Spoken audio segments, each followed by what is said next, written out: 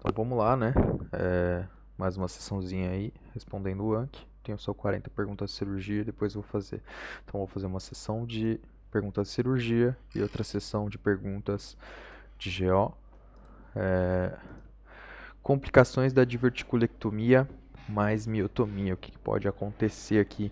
Eu posso fazer uma fístula broncocutânea ou então paresia do nervo recorrente, paresia que provavelmente será temporária aí no meu nervo recorrente, paresia do recorrente, fístula esofagocutânea. Lembra daquele episódio de House, né? É, em que o cara opera um divertículo, se não me engano, ou opera a tireoide, né? E corre o risco nos dois casos. E ele tem paresia no recorrente, mas na verdade era tetanismo. House vai lá e aplica toxina botulínica, se não me engano, e o cara volta. A displasia mamária, conhecida como tal coisa, se localiza nas formações lobulares. É mastite crônica, mastite cística crônica, né? A FBM, alteração funcional benigna da mama. A FBM, mastite cística crônica. Tentar lembrar dessas ideias. Diagnóstico diferencial do nódulo frio de tireoide pode ser cisto ou carcinoma, câncer, ou microcalcificações ou calcificações, né? Definição de divertículos esofágicos. São protrusões saculares a nível do esôfago, né?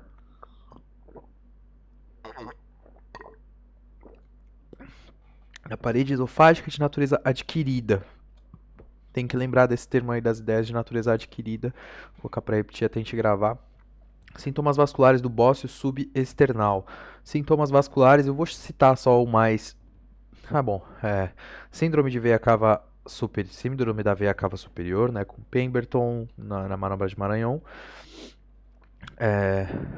Mas posso ter também ataque isquêmico transitório e posso ter edema cerebral. Eu sempre falo hemorragia cerebral, mas é edema. Características da dispneia no tumor torácico. É uma dispneia que vai surgir provavelmente. É raro que ela surja como único sintoma e provavelmente vai surgir num período mais tardio. Né? Pensar nessas ideias aí. Se manifesta em presença de icterectasia ou de derrame pleural. Então, por isso que vai aparecer mais tardiamente. Né? Pequeno nódulo abaixo da areola. E a secreção de um líquido blanquecino durante uma a 3 semanas, a que se chama leite de bruxas. Não faço a mínima ideia de onde está. Bom, onde está eu sei, né? Tá no Silvio Dias Escobar. Mas onde mais está essa informação, difícil saber. Classificação grau 0B da OMS do bócio segundo tamanho. Então, o 0A é que o bócio não visível não palpável, 0B não visível, porém palpável, né? Não visível, porém palpável.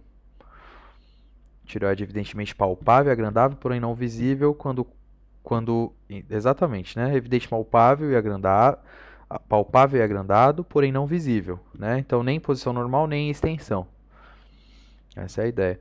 Alterações anatômicas da mama são quais podem ser a atelia, né? Não ter ou peson, politelia, ter mais de um, amastia ou polimastia, e são 5, né?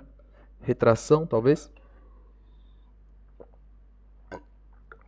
Amastia, polimastia, atelia, politelia e retração. A tal, conhecida como mastite cística crônica, é displasia mamária, né? Displasia mamária. Pacientes com tumor lateral, que antes eram considerados aberrações, hoje sabe-se que são metástases ganglionares de tumores da tireoide, né? Metástases ganglionares, câncer da tireoide. Alterações difusas da glândula tireoide. Pode ser o bócio atóxico, pode ser o bócio tóxico, né, ou doença de Graves. Pode ser difusas, strumite de Riedel, pode ser tireoidite subaguda de Kervine, pode ser, que mais?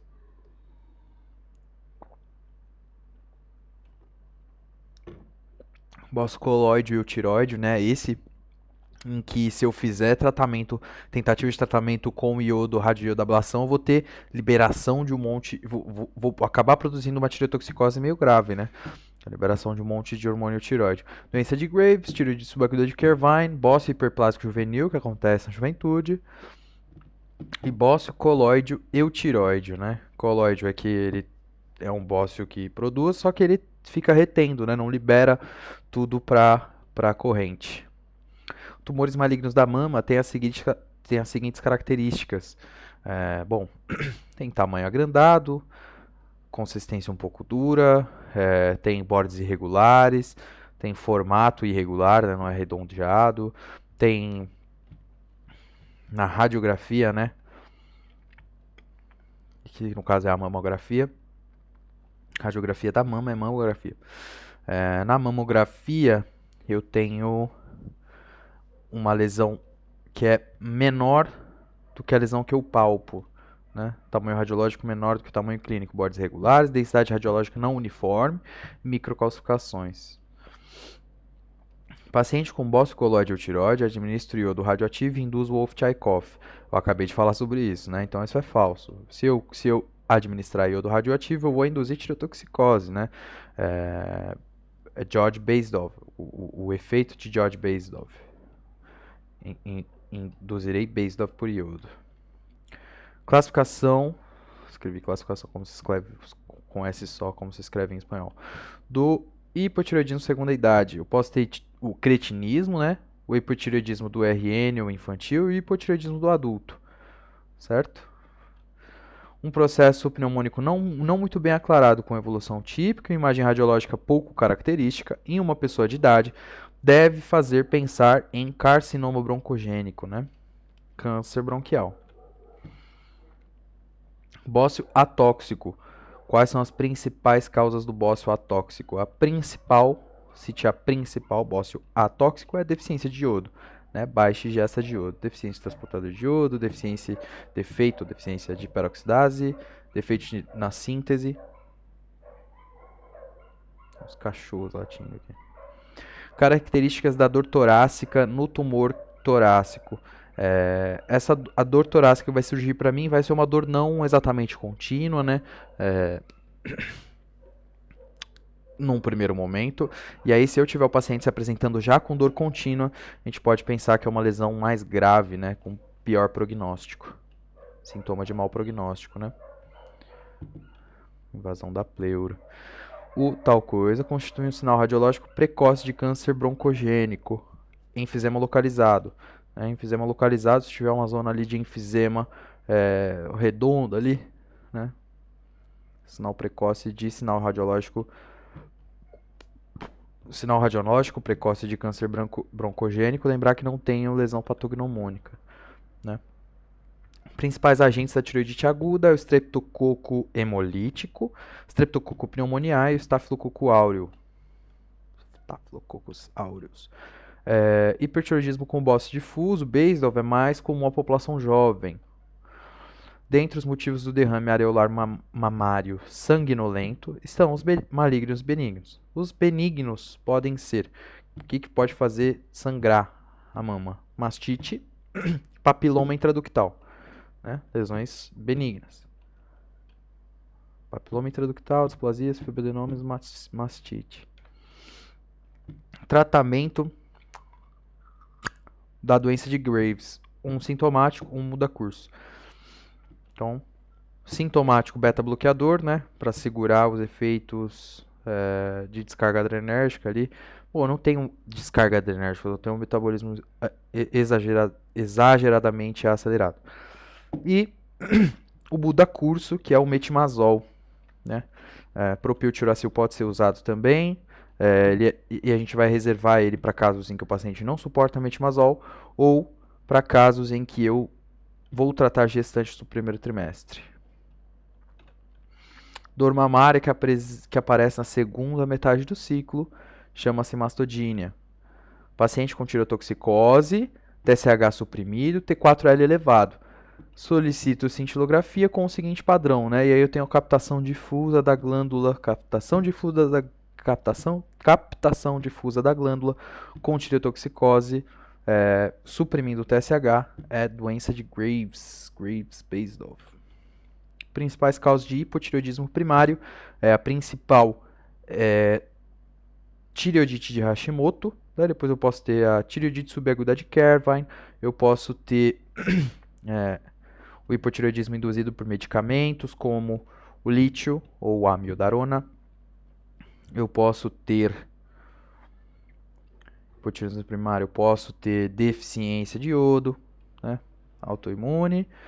Drogas como a amiodarona, contraste, antitireoidianos, claro, né, os antitireoidianos. Nutricional por carência de iodo. Avançar. Dá uma olhadinha na semiologia mamária. Então, se eu tiver uma úlcera sobre um tumor, eu vou ter úlcera sobre tumor, né, um tumor embaixo de uma úlcera que eu estou observando, né, então eu toco aquela região, provavelmente seja uma lesão maligna, né, carcinoma, um sarcoma. E se eu tiver uma úlcera sem tumor, provavelmente causa infecciosa, tuberculose, sífilis, micose. Vou colocar essa para amanhã. Tratamento no hipotireoidismo. Qual que é o tratamento? Levotiroxina, né, por ante-4, 1,6 a 1,8 microgramas por dia. Começa com 12,5.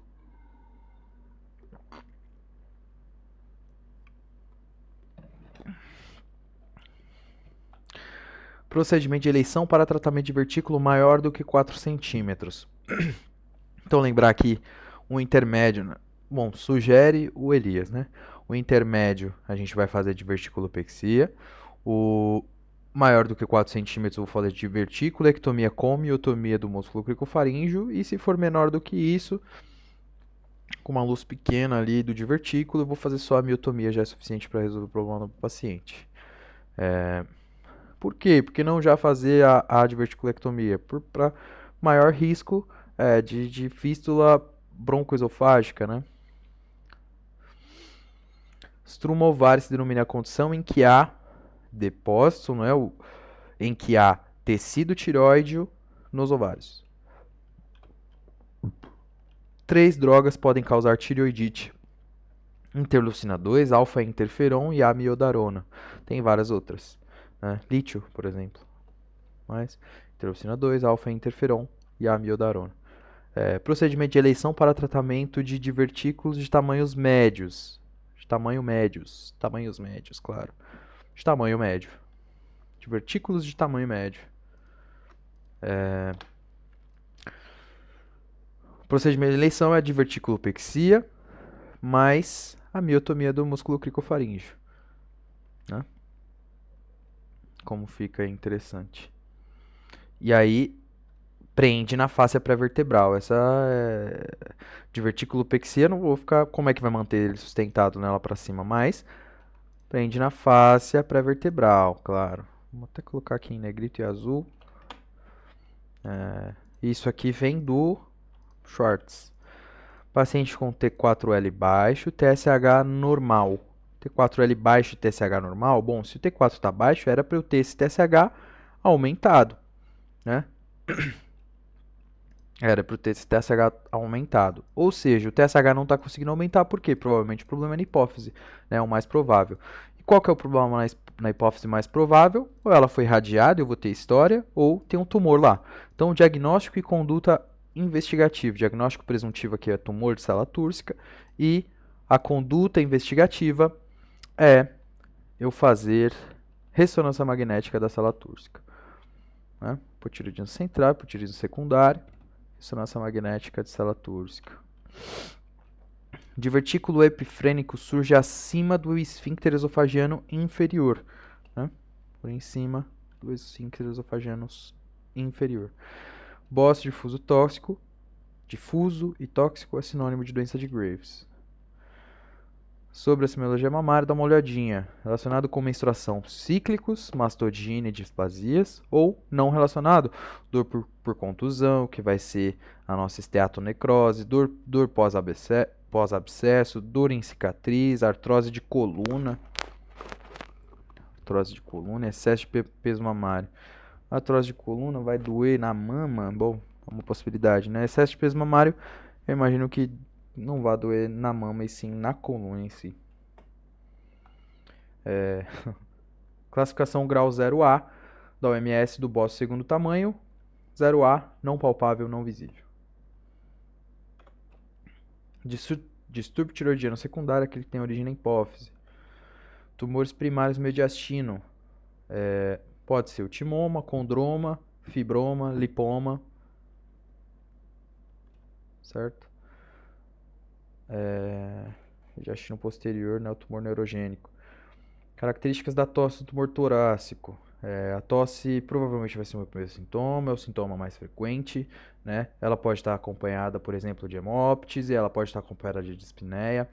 E 4 aí. Não tem nada de 4 não. Irritativa, seca. Então, no início, irritativa e seca, não produtiva, que evolui com expectoração e pode ser purulenta se eu tiver uma infecção associada. Né? Lembrar dessas ideias aí, eu vou colocar isso aqui como errei. Bom, deu poucos minutos, né? 15 minutos. Eu já respondi todas as que eu tinha aqui de cirurgia no momento, né? Daqui 25 minutos vão surgir mais. Então vamos para ginecologia obstetrícia, que é a próxima prova. Cita ao menos 3 fatores predispõem à infecção do líquido amniótico, coreamnionite. Ruptura prematura de membranas ovulares. É um deles, né? Trauma vaginal, talvez. Aumento do pH vaginal. Diminuição do zinco da mulher. Aí, ó. Aumento do pH vaginal, diminuição do nível de zinco. E, claro, né, RPMO, corioamnionite, polidramnia, certo? Colocar esse daqui como um difícil aqui. Placenta prévia pode se classificar segundo a localização da inserção em oclusiva total, oclusiva parcial, medial e lateral. E esse medial não está correto, né? É marginal. E no medcurso eu não tenho essa classificação lateral, né? Eu tenho a placenta de inserção baixa, que está sendo substituída a marginal, né? Inserção marginal, que é a medial, por isso que é falso, que está sendo substituído o termo aí por placenta de inserção baixa.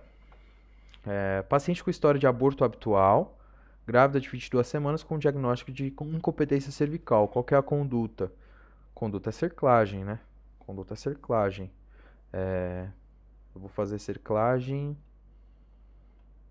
Tá, 22 semanas. Eu acho que as ideias é fazer cerclagem com Schrödinger, mas não tenho certeza. Tá, individualizar. Pode ser cerclagem, pode ser repouso. Né? Então tá aqui, ó, de 20 a 26 semanas, individualizar. Ou vai ser cerclagem ou vai ser repouso. Menor que 20 semanas, vai ser cerclagem. E maior do que 26 semanas, vai ser repouso absoluto. Eu não vou tentar mais fazer cerclagem. Repouso absoluto, vou discutir tocólise se eu tiver hipertonia uterina, né? Se eu tiver trabalho uterino. E antibiótico terapia, se eu for fazer profilaxia, por exemplo, para SGB, né? Vou colocar isso aqui como errei. Cita ao menos 3 contraindicações ao tratamento clínico obstétrico de ameaça de parto prematuro. Confirmação de morte fetal, eclâmpsia e corioamnionite, se não me engano. Infecção amniótica, eclâmpsia e morte fetal. Hemorragia materna que causa instabilidade hemodinâmica, qualquer condição médica obstétrica contraindique a prolongação da gestação. Então essa ideia de contraindicações, tratamento de ameaça, é um tratamento conservador, né? Conservador, essas são as ideias. Causa mais comum de incompetência é istmo cervical. Istmo cervical é traumática. Causa mais comum. Depois tem as congênitas, né? Malformação uterina, apresentação podálica, partos manipulados, intervenção coxitotóxica, etc. Placenta bilobata se caracteriza por ter dois discos placentários unidos por uma ponte membranosa cuja a circulação é independente. Na verdade, não, né? Essa é a bipartida, que tem 2 discos. Bilobata tem um disco só que está unido, né? Então, bilobata, que ela consta de uma massa cotiledônica única, com 2 lobulações notáveis e independência circulatória, a bilobulada. A descrição ali, ó, dos 2 discos é a bipartida. É isso mesmo, é bipartida. Gestante após 28 semanas de gestação, a ultrassom via vaginal apresenta tecido placentário parcialmente inserido. Tentando tirar o fone do meu ouvido que está incomodando. Parcialmente inserido no segmento inferior do útero e que não chega a atingir o orifício interno, localiza-se um raio de 2 centímetros. Placenta de inserção baixa, né? Considerando a atual definição e classificação da inserção da placenta, é correto afirmar que trata-se de placenta de inserção baixa. Alternativa A.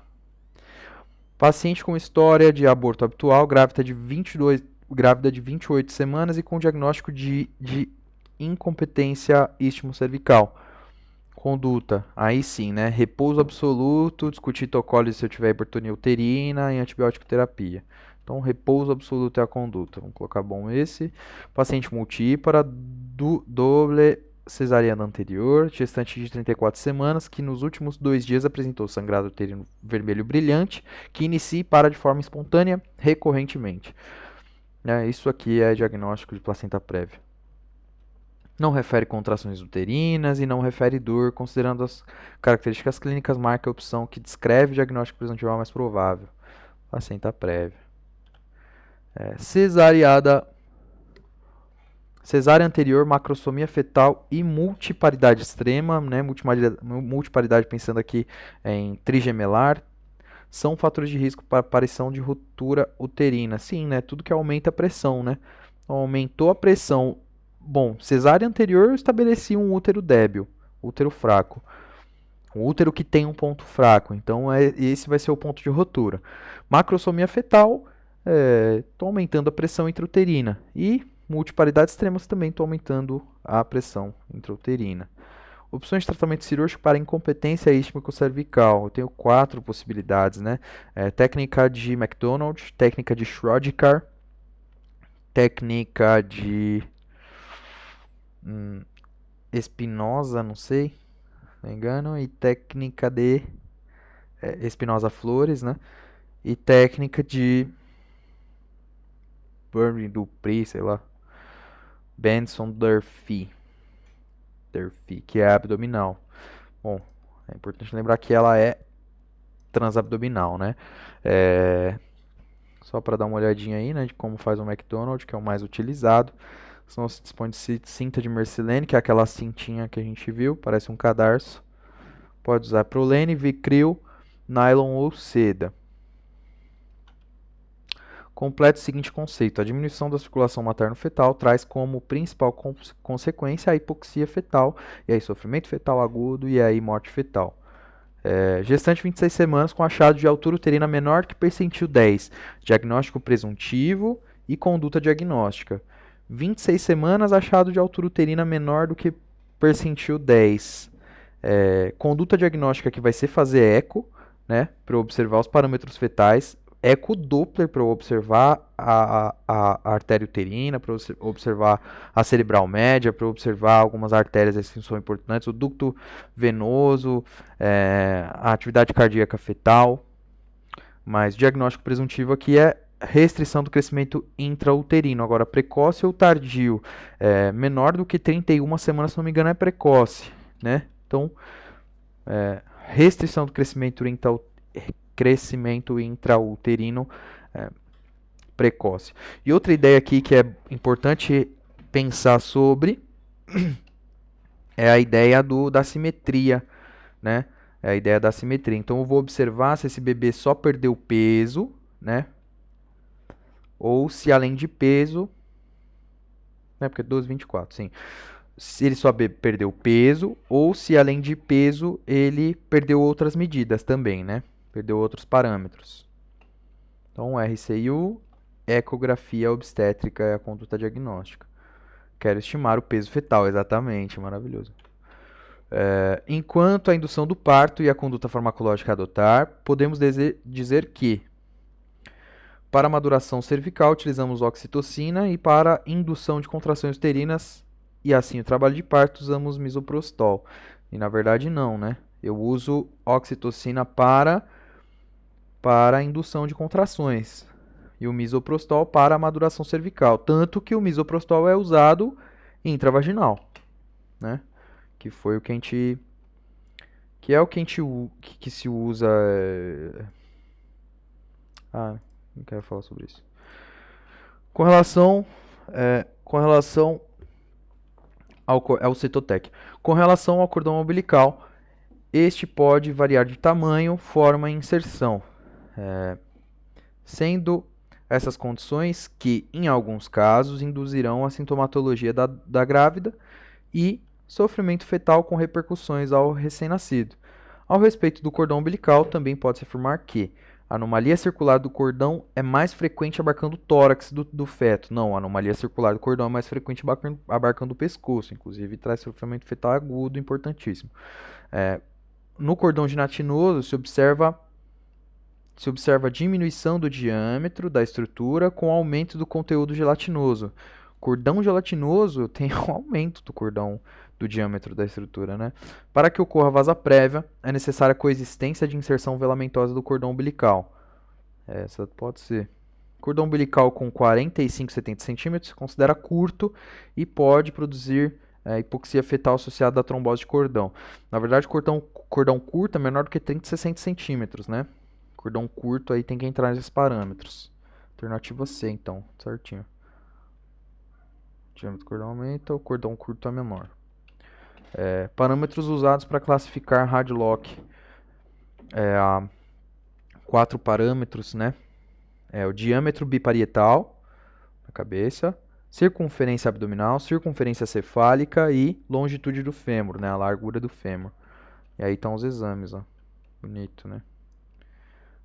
Circunferência abdominal aqui, longitude do fêmur nessa foto. E aqui o biparietal diameter, né? Aí eu consigo ver aqui a cabeça do baby. Principal diagnóstico diferencial da rotura prematura de membranas é a leucorreia.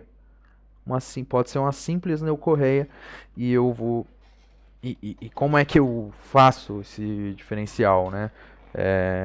Como é que eu faço o diferencial? Primeiro que o líquido vai ser diferente, segundo que tem que passar espéculo, né? Saiu qualquer coisa da vagina na gravidez, passa espéculo, né? Antes de fazer toque, passa o espéculo, olha e estabelece o que é. De acordo com a gravidade do quadro, a sequência de alteração na ecografia Doppler da gestante é... E aqui são 4 estruturas, se não me engano. 4 estruturas, né? Então vai primeiro alterar. Então pode ser alteração somente na artéria uterina e o restante na normal. Ou então alteração na artéria uterina e alteração na artéria umbilical. Se não me engano é na artéria umbilical. Depois alteração no ducto venoso. E depois alteração na artéria cerebral média. Ou cerebral média vem antes e depois ducto venoso. Acho que cerebral média vem antes e depois ducto venoso, né? Então vamos pensar melhor aqui. Artéria umbilical, cerebral média e ducto venoso. 3 aqui. 3 aqui. 3. Aqui, sim. E 3, né? O número aqui é 3. E aqui, aí. Errei essa. Um dos principais diagnósticos diferenciais de placenta prévia é com o descolamento prematuro de placenta. Pode-se afirmar que o sinal clínico melhor preditivo de PP é relacionado com a hemorragia que é inicialmente interna. Não, isso é mais para DPP. É única em geral? Definitivamente não. Diminui com as metrosístoles e nem é para ter metrosístole em placenta prévia, né? Se eu tiver metrosístole, eu estou pensando mais em DPP e cessa após a amniotomia. Aí faz sentido, né? Porque eu diminuo a pressão, né? A amniotomia ou a amniorexia espontânea faz com que a apresentação do feto desça e comprima o bordo da placenta que está sangrando. Interessante esse conceito aqui. Ciúro simétrico, definição, né? A perda do paciente que... o meu feto que perde parâmetros, né? Que perde medidas em todos os parâmetros. Então ele perde peso, perde tamanho e perde talha, perde peso e perde perímetro cefálico. Perde longitude do fêmur. Ele deixa de crescer em todos esses parâmetros. Redução de todas as medidas, período cefálico, perímetro cefálico, tamanho e peso. É isso mesmo. Gestante, 32 anos, grávida, quarta gestação, pariu 3 vezes, 0 abortos, com 34 semanas, usuária de droga sem pré-natal. Fator de risco para tudo, né? Relata dor abdominal de forte intensidade, súbita, seguida de sangramento vaginal em pequena quantidade. Dor abdominal forte, de forte intensidade e súbita. Altura uterina 32, dor à palpação abdominal, tônus uterino aumentado, batimentos cardíacos fetais 180 e, no exame especular, sangramento escuro em pequena quantidade vindo do colo. A hipótese diagnóstica aqui qual que é o dado que não vai passar de ser hipótese para muito provavelmente ser o meu diagnóstico? É a tensão arterial, né? Tensão arterial. Então, geralmente vai cursar. O meu diagnóstico é descolamento prematuro de placenta e geralmente vai cursar com hipertensão arterial da gestante, né? Hipertonia com sangramento em curso, escuro, paciente com fator de risco, né? Droga sem pré-natal e dor abdominal. Estou pensando em descolamento prematuro. O principal diagnóstico inicial é placenta prévia. La talcosa está definida por uma placenta que, por fenômenos isquêmicos e trombóticos, perde sua capacidade funcional. Insuficiência placentária, né? Essa é a definição de insuficiência placentária. Ela perder a capacidade funcional por fenômenos isquêmicos ou trombóticos. Morte fetal intraútero. Definição. É a expulsão do meu feto. É a morte e expulsão do feto. Bom, vamos lá. É a morte do feto antes das 20 ou 22 semanas ou que ele atinja 500 gramas, né? Antes de 500 gramas. E no Medicurso ainda sugere um tamanho, né? Que a altura, o H que na física considera altura, seja menor do que 25 centímetros. E isso tudo tem que acontecer antes da expulsão, né? Por isso, aí a morte fetal vai ser intraútero de fato. Então, antes da expulsão e gestação completa, qualquer idade gestacional, morte do produto da concepção. Isso é morte fetal intraútero. Né? Vou colocar como errada essa daqui, porque na verdade eu errei o conceito nessas ideias de que eu não estou falando de morte fetal precoce, né? Eu acabei de descrever a morte fetal precoce, mas aqui a minha pergunta ainda não está falando da temporalidade dessa morte fetal. Vou colocar isso como errada, mas só para lembrar essas ideias, né? De que morte fetal é uma coisa, morte fetal precoce estabelece certos parâmetros temporais aí em relação ao tamanho do bebê ou à idade gestacional, né? Beleza.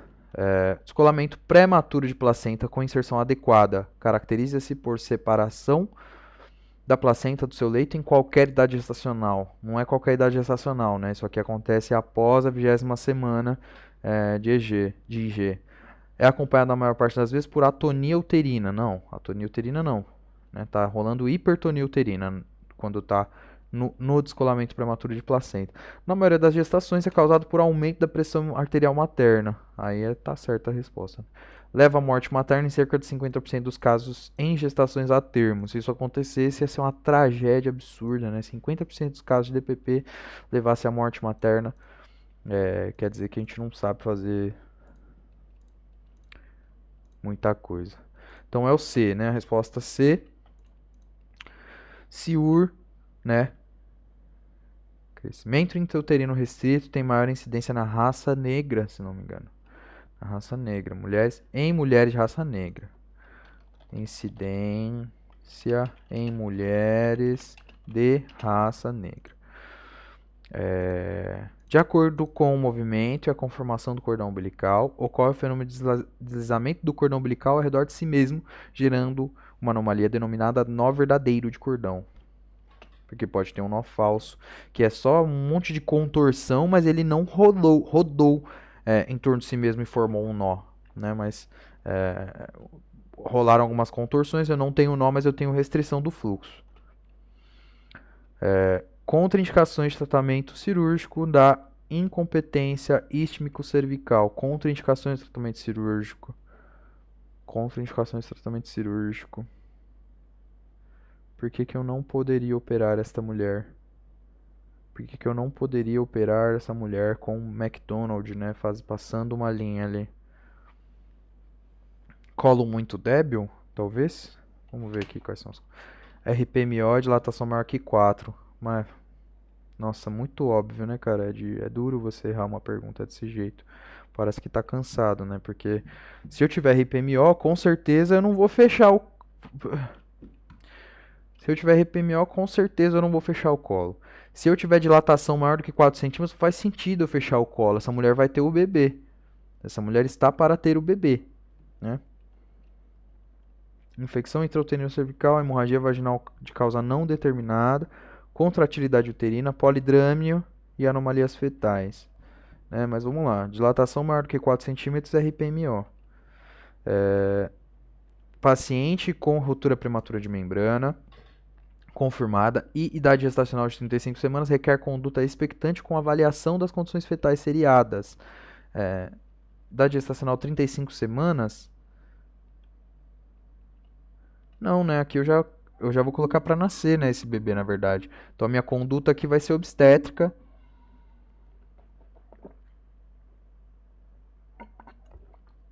Melhor dizendo, minha conduta obstétrica aqui vai ser maduração pulmonar maior do que 35, maior que 34 semanas, né? Falso. A partir de 34 semanas, interrupção, né? Eu vou fazer interrupção aqui, né? Vou colocar que errou. Vou colocar que errei. Morte fetal intraútero. Cite 2 causas obstétricas de morte fetal intraútero. Então, mas DPP é causa obstétrica de quê? Causa obstétrica. Tem que estar relacionado com obstetrista, né?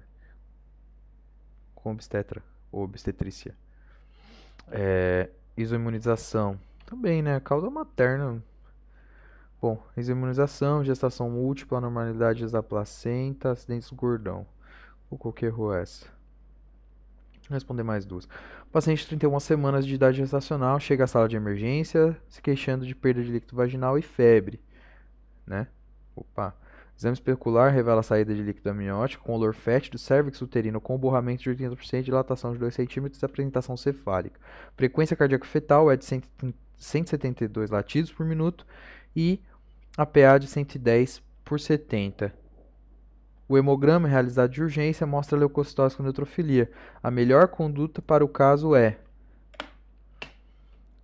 hospitalização para tocólise e corticoterapia, interrupção imediata por cesárea. Não vou fazer cesárea nessa mulher, que senão vou infectar tudo, né? Aplicação de antibióticos de amplo espectro e indução do parto. Realização de ultrassonografia para confirmar RPMO. Não preciso de ultrassonografia para confirmar RPMO. Hospitalização para protocolo e corticoterapia. Vou precisar de corticoterapia nesse bebê? Com certeza vou precisar, mas e agora? Aplicação de antibióticos de amplo espectro e indução do parto? Ou vamos segurar a gravidez dela, né? Não pode segurar a gravidez com esse útero desse jeito, né? Eu acho que a resposta é C, aplicação de antibióticos de amplo espectro, indução do parto, isso mesmo, né? Certinho. Quando o tempo transcorrido entre a RPMO e o início do trabalho de parto se estende por mais de 24 horas, se denomina RPMO prolongada. Então, RPM, ruptura prematura de membrana maior que 24 horas, é a RPM prolongada. Deve estabelecer alguma conduta. A doutora Sara não colocou nenhuma conduta relacionada exatamente a esse fenômeno, né? Da RPM ser prolongada. Possibilidade de evolução do feto morto e retido. Possibilidade de evolução do feto morto e retido, né? Então, 7 possibilidades. Uma e a melhor é a expulsão. Depois eu vou ter mumificação, eu vou ter maceração do feto, eu vou ter putrefação, aí, né? Putrefação, esqueletização, petrificação, tá faltando uma. Dissolução, né? Dissolução.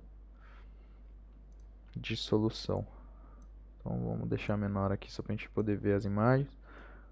Um pouquinho menor aqui, né? Todos um pouco menores. Pra gente poder ver as imagens. Aí no edit aqui eu edito e deixo. Tento fazer aqui elas pularem ali uma pro ladinho da outra. Acho que vai dar certo. É isso aí, fica mais fácil de ver só aqui. Vou colocar aqui, erro essa. Se sabe que embaraço pré-termo, menor que 34 semanas, está indicado o manejo expectante com hospitalização, repouso, medidas de controle e monitorização fetal, né? Embaraço pré-termo. Porém, há certas condições em que nesse mesmo rango de idade gestacional que indicam a interrupção do embaraço. Segundo esse conceito, marca a opção em que há indicações que, isoladamente, sugerem interrupção da gestação menor do que 34 semanas. Morte fetal em madurez pulmonar. Morte fetal não faz sentido, né? Trissomia do 21 não pode ser. Trissomia do 21 não é para eu interromper embaraço, né? Trissomia de 21 é síndrome de Down, né? E imadurez pulmonar, eu vou interromper embaraço com imadurez pulmonar? Isso aqui não pode ser, então. Coreamnionite, aí sim, né? Se eu tiver coreamnionite, mesmo que eu tiver gravidez menor do que 34 semanas, eu vou interromper essa gravidez. E se tiver morte fetal, aí não interessa, né? Então, acho que é a resposta B. Perfeito. Gestante de 26 semanas com achado de peso fetal. D. Peso fetal estimado menor do que P10. Diagnóstico presuntivo e conduta diagnóstica. Achado de peso fetal estimado menor que 10. Diagnóstico presuntivo é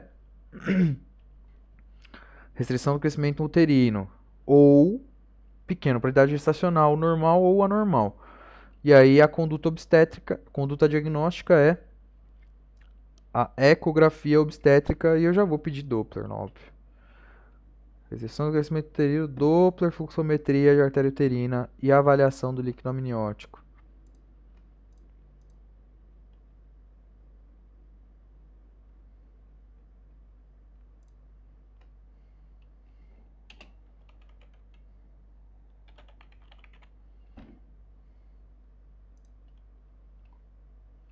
P10 assimétrico. Porque se for P10 menor que P10 mais simétrico, quer dizer que se for menor que P10 simétrico, ele pode ser só um PEG, né? Só um PIG. Restrição do crescimento uterino mais Doppler fluxometria de artéria uterina e avaliação do líquido amniótico, né? A respeito da placenta, marque a alternativa que não representa a função exercida por essa estrutura. O que não é exercido pela placenta daqui? Produção de imunoglobulina, né? A gente já respondeu isso várias vezes.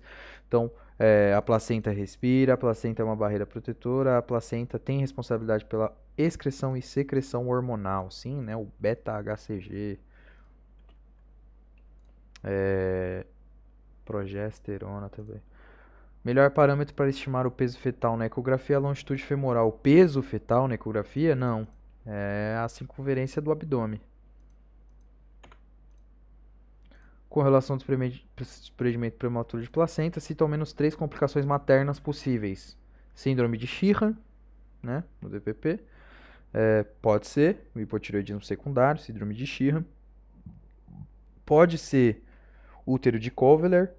Pode ser choque hemorrágico. Choque hemorrágico, né? Processos maternos mesmo. Insuficiência renal aguda, pode ser. Insuficiência renal aguda. Né? Então vamos lá. Mas tem que citar a mais importante. Tem que citar a mais importante. Tem que citar a principal. Não citou a principal, não serve aqui de resposta certa, então, né? Tem algum card aqui que eu falo sobre a principal, tal. Mas tem que citar a principal. Síndrome de Sheehan também é uma possibilidade aqui. Mas coagulopatia de consumo, né? Coagulação intravascular disseminada, tem que citar a principal, citar ao menos 3 complicações. A principal é coagulação intravascular disseminada na DPP. Por quê? Tô fazendo um trombo imenso dentro do útero que chega a comprimir o bebê, chega a complicar o bebê, né, com aumento de BCF, e eu tô consumindo os fatores de coagulação dessa mulher, né? Então, eu tenho que pensar que ela pode fazer CIVD justamente para eu devolver para ela os fatores de coagulação, né? Justamente para devolver para ela os fatores de coagulação. Placenta prévia, inserção viciosa da placenta é a placenta inserida no segmento inferior do útero antes das 28 semanas. Por que depois das 28 semanas? Por que depois das 28 semanas? Porque até 28 semanas eu posso ter o útero rodando, né? Eu posso ter essa placenta saindo do orifício interno. Do orifício interno do colo. E a doutora Sara troca essa referência para nós para 32 semanas e não é ela que troca, né? Uma referência que muda para o TESAI, né? Para uma referência que muda para o Ministério da Saúde e Bem-Estar Social, Ministério da Saúde Pública e Bem-Estar Social do Paraguai. Implantação de qualquer parte da placenta no segmento inferior do útero, próximo ao orifício interno ou em cima do orifício interno, após 28 semanas de gestação. No Brasil, para a doutora Sara são 32 semanas. Não é para a doutora Sara, é para a MS. Vou mudar isso aqui, né? Ministério, Saúde Pública, Bem-Estar Social. Aí, agora sim. Para o Paraguai é isso.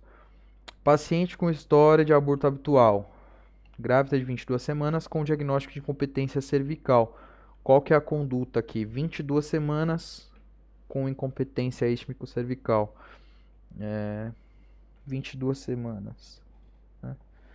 Entre 20 e 26 semanas, se não me engano, é individualizar o processo, né? Entre 20 e 26 semanas, individualizar o processo, né? No diagnóstico de incompetência cervical, e aí a gente vai decidir entre fazer repouso absoluto ou fazer cerclagem, né? Individualizar, isso mesmo. Individualizar o processo. O fator de risco mais importante para ruptura prematura de membrana são infecções genitais comuns à prática obstétrica. Verdadeiro. Verdadeiro, isso aí. RPMO acontece com infecção. Essa é a causa mais comum. Peso fetal estimado menor que P3 ou menor que P10 com alteração de Doppler da artéria uterina às 31 semanas. Qual que é o diagnóstico? Restrição do crescimento intrauterino precoce. O diagnóstico é esse. RCIU precoce. Certo? Tardio, maior do que 32 semanas. Então, a partir de 33 semanas. Precoce até 32, 33 semanas vai ser tardio. Deixa eu responder uma última aqui agora. A ecografia tem valor prognóstico positivo no diagnóstico da gravidez prolongada ao identificar placenta grau 3, placenta grau 2, alteração de movimentos fetais e oligoâmnio. E aqui, né, a ecografia, então vamos traduzir essa frase. A ecografia está dizendo para mim que a gravidez é prolongada se ela identificar placenta grau 3, alteração de movimentos fetais e oligoâmnio, né? Placenta grau 2 ainda não decide, não é a evidência. Então, falso, né? O parâmetro placentário é placenta grau 3 em queijo suíço. E chega, deu.